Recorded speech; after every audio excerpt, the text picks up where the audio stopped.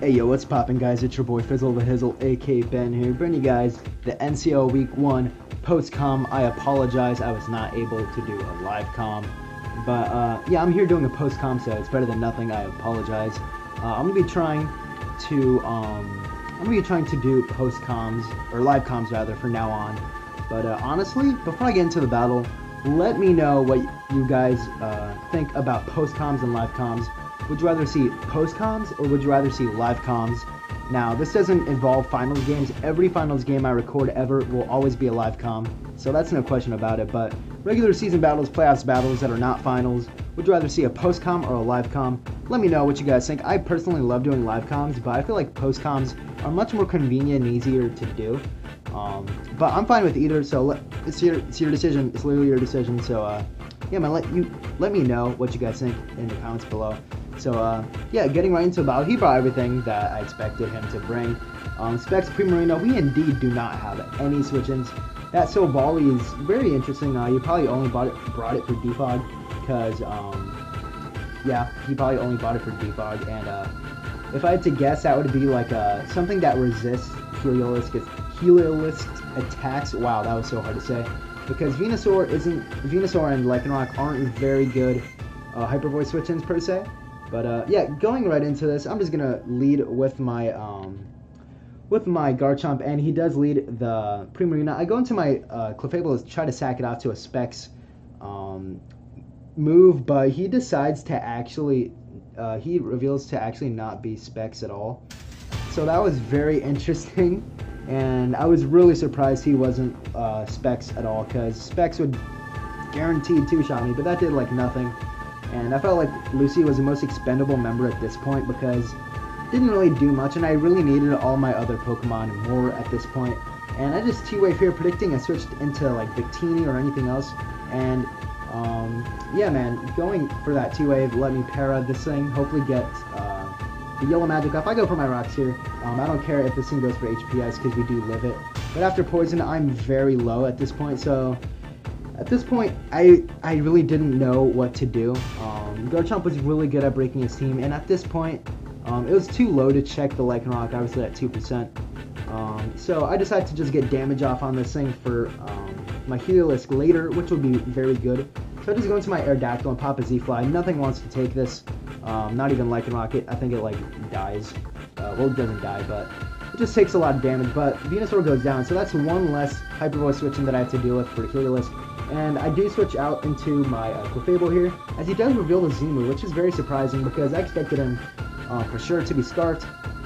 And yeah, I go for the Protector right here. Scott, what move he wants to go for. He does reveal Iron Head, which is definitely a fair bring, but right now it doesn't do that much. I go into my Slowbro to resist the Iron Head, which is a fair play. I'm aware that he could carry Fusion Bolt, but it shouldn't do way too much, and I try to scout the damage with this, and I just keep going for Slack Offs, and at this point he has 7 Fusion Bolts left. So I attempt to stall this out, stall him out of Fusion Bolts right here, so I just keep going for the Slack Off for a bit. And I believe right here he starts going for the Earth Power, trying to preserve that Fusion Bolt count. But I'm going to misplay for some reason, and I go for Calm Mind for whatever reason. Don't ask me why. Sometimes I just have brain farts, and this is one of them. I have no idea why I went for Calm Mind. My safest play was to always go for Slack Off there, because no more Fusion Bolts means that he can't really touch my slow bro. And he started going for Earth Power, so I was a little sketched out of going to Heliolisk. I guess I went to, I opted for Calm Mind for some reason, even though like Fusion Bolt two-shot me every single time anyway. There's no point for me going for Calm Mind. This is just a brain fart. I have no idea why I went for it. I apologize. But yeah, I'm forced to switch out here. This was, I was really scared he would go for Earth Power, but fortunately I don't think it killed, because he was not Life Orb. And that did half with the Fusion Bolt. So right here, I just go for my Focus Blast. I had to hit it.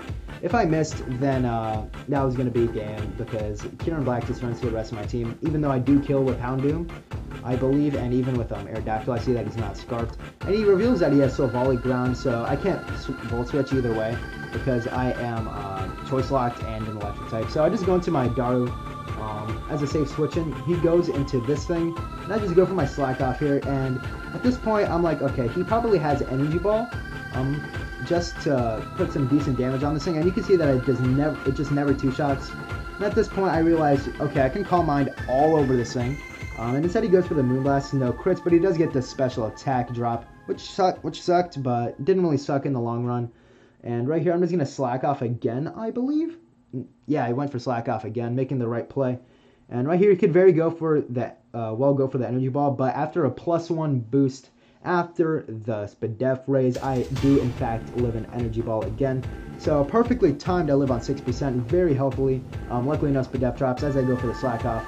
So right now, I kind of 1v1 the Supreme Luna. If it was Specs, this would have been a whole nother story. But right now, I need to play so that he does not get the Spadef drop on energy ball, and that is my win con. But he does go for the Moonblast here. And at this point, I go for my Calm Mind because I know I can live 2 energy balls at that point with my boost.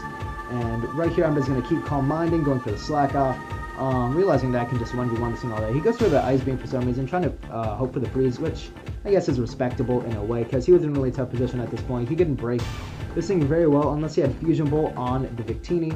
And right here, I decided to go for the Psyshock, seeing as he just does go for the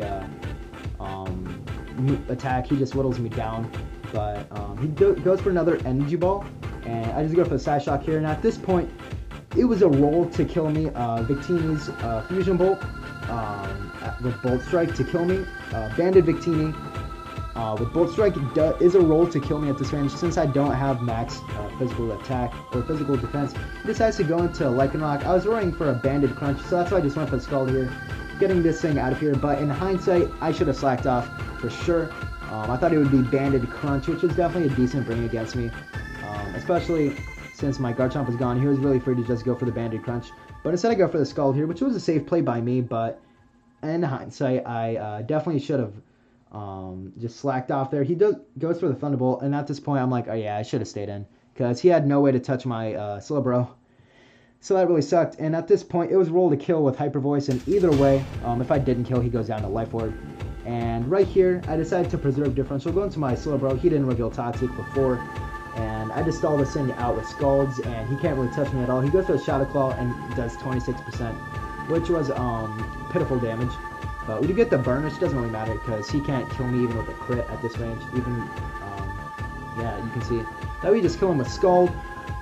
So GG's to Ace. He had a rough matchup going into this, honestly, and sorry for the shit posting on the right of the chat. I don't know what was going on. Luckily, I did have spectators muted, so I didn't see what happened until the end of the until I saw the replay and started recording this actually. So yeah, GG's to my man Ace. I apologize for saving differential at the end. I was debating giving you the Pokemon just out of not out of pity. Wow, I was about to say that. Not out of pity. Out of respect, but honestly, I missed playoffs by a couple of differential before, so a very safe play for me to just go into Slowbro and save the differential. So I apologize for that, of course, but it was the safest thing for me to do. I played like garbage, man. Early game, I played like garbage. I sacked my Garchomp, my Lycanroc answer, and I played awfully with Slowbro versus a Kyurem, and Kyurem could have won that game, man. But luckily, I did have Aerodactyl about speed and kill with Stone Edge if needed.